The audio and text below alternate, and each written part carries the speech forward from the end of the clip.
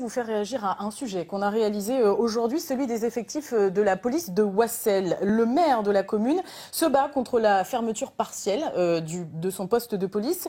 Il a lancé il y a à peu près un mois maintenant une pétition adressée au ministère de l'Intérieur pour le maintien de ce service de proximité. Un cas qui pose plus largement la question des moyens alloués aux forces de sécurité dans l'agglomération rouennaise. Je vous propose de regarder ce sujet. On en parle juste après. Jusqu'en 2002, ce bâtiment accueillait une gendarmerie. Elle a fermé suite à une réforme de la sécurité publique. À la place, un poste de police nationale avec 4 agents. Depuis un an, cette antenne de proximité connaît des dysfonctionnements et son ouverture très aléatoire fait réagir. Depuis 2 mois, tout est fermé. On ne voit plus personne. Et comment vous faites alors si vous avez une plainte à déposer? Une plainte à déposer, que si ce n'est pas le week-end, on va sur Saint-Étienne-de-Rouvray.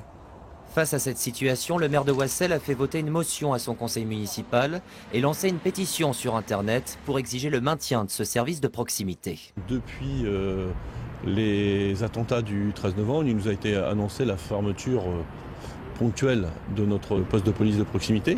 On ne va pas en rester là, puisque nous, ce n'est pas une ouverture partielle que l'on souhaite de ce poste de police, mais une ouverture totale avec un service total à la population.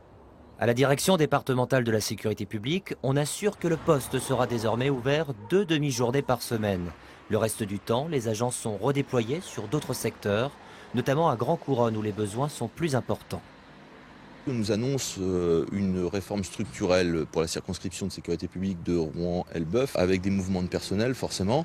Aujourd'hui, la position d'Alliance Police Nationale, c'est de dire nous sommes vigilants et sommes attentifs à ce que l'on va faire du personnel. À terme, la circonscription rouennaise, la 6e de France, actuellement découpée en 3 divisions, sera scindée en 2. Avec des effectifs redéployés, tout l'enjeu sera alors d'assurer la continuité du service public.